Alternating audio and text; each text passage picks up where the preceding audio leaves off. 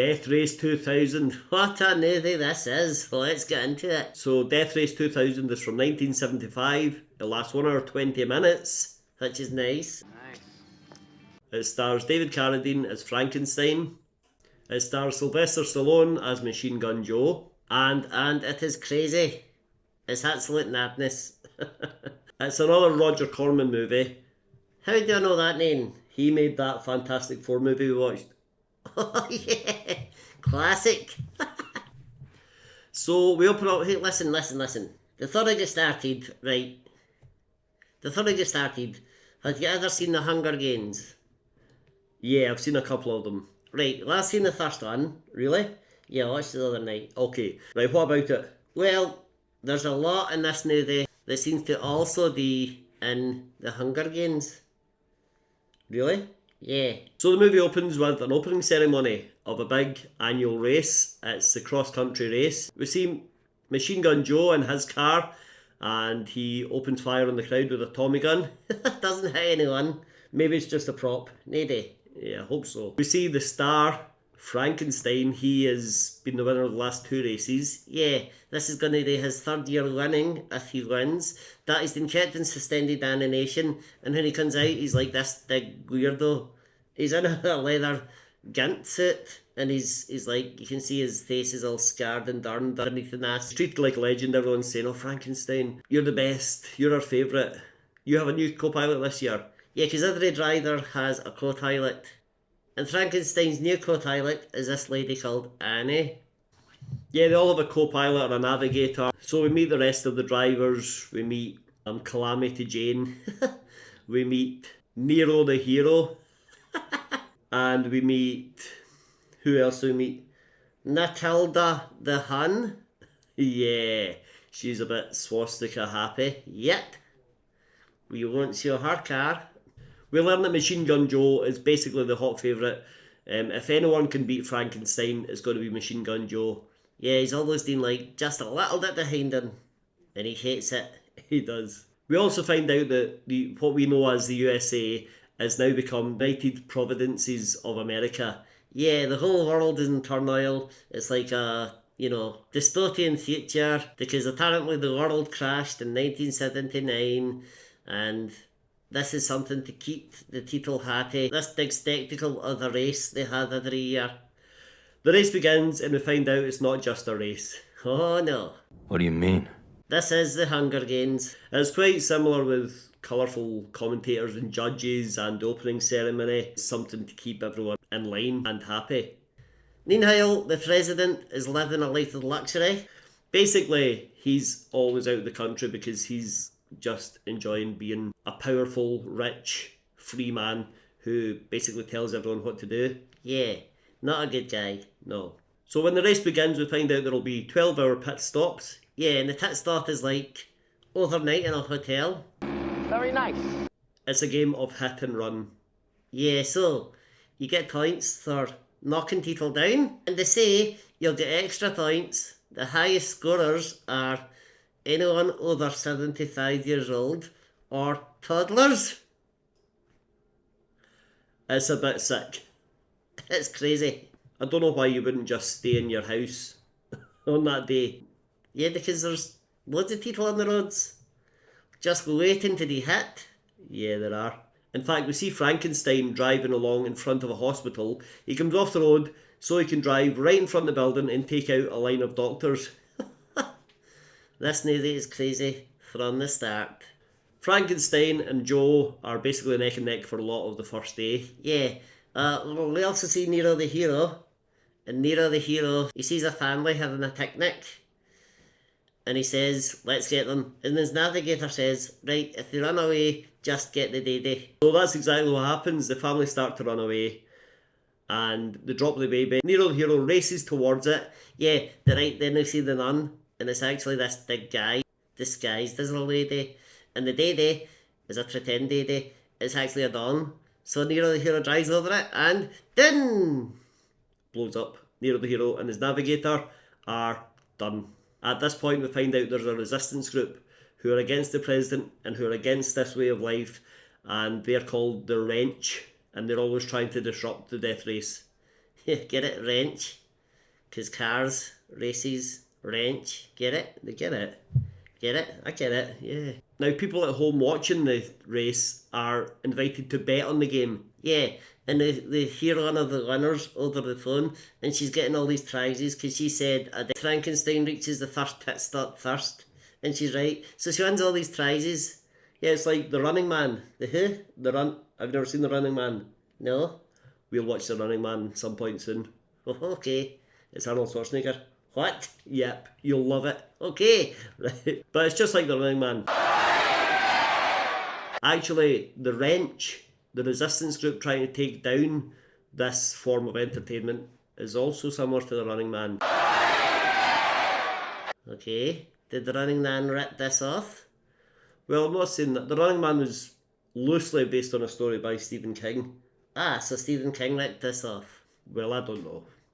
But yes. There's an older lady we keep seeing. Her name is Thomasina, and she's the leader of the resistance group, the Wrench. And she's desperate to end the death race.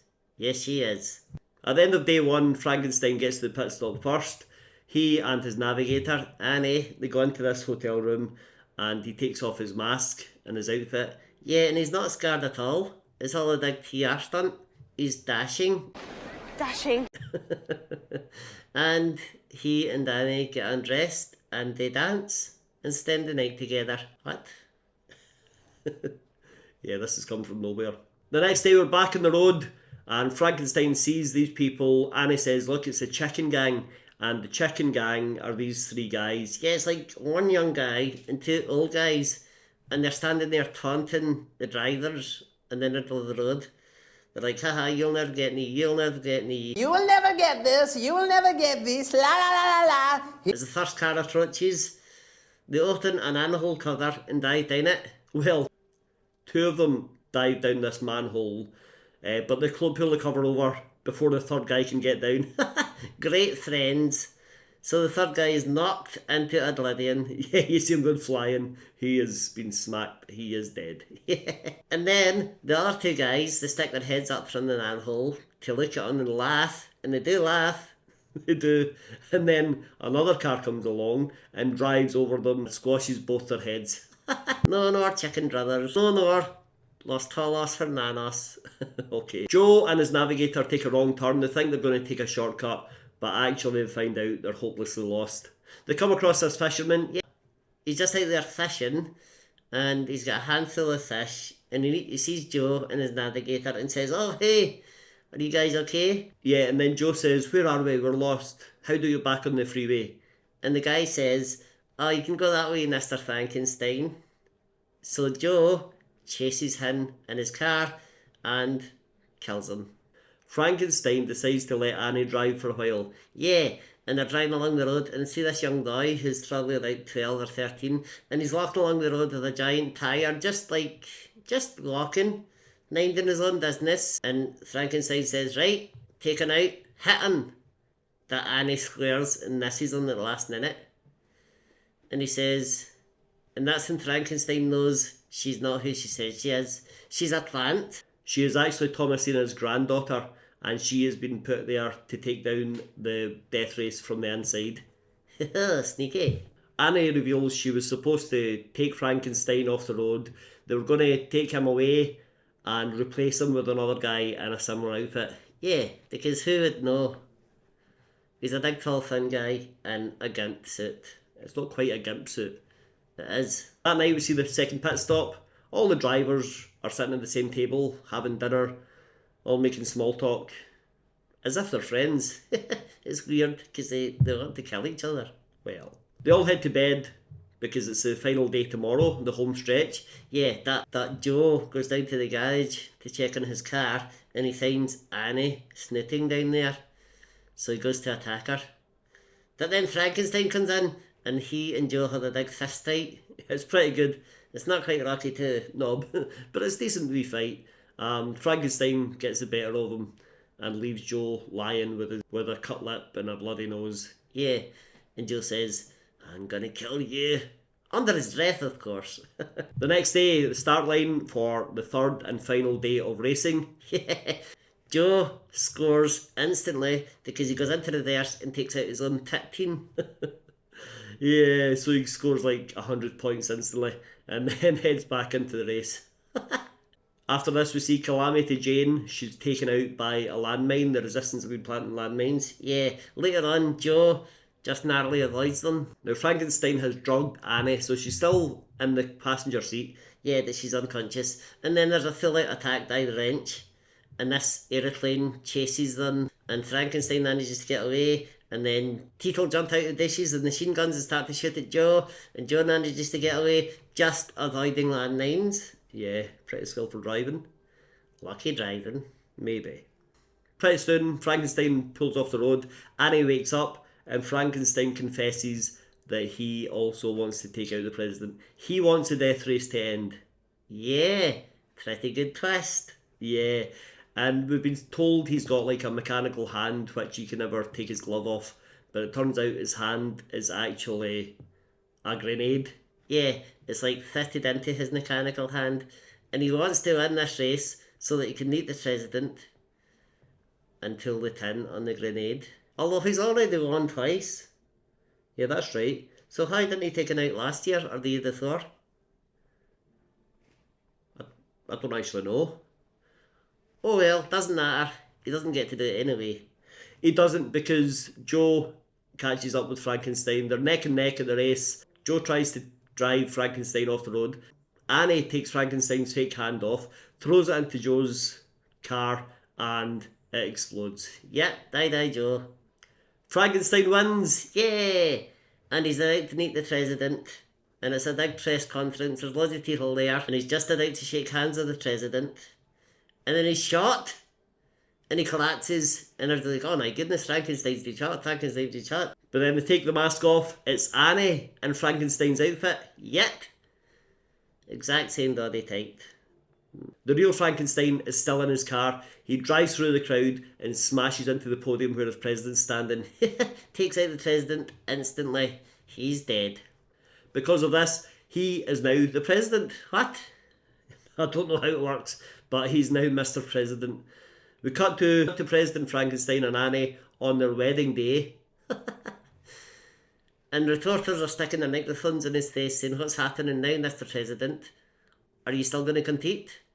And Frankenstein says, no, the race is abolished.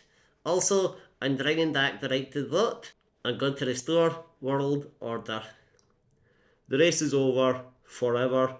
Frankenstein is your new president. And that's the end of the movie. Yeah, that was insane. Did you like it? Well, yeah, that it's insane. Have you seen it before? No, it's the first time I've seen it. Really? Yep, and it is not what I expected at all. But an hour and 20 minutes, you can't go wrong. If you're 18 or over, give it a watch because it's pretty grisly in places. Great fun. It is great fun. Not what you would call a cinematic masterpiece, but a whole lot of fun. Please hit like, hit subscribe, watch another video, and I'll see you next time. 3, 2, 1, go!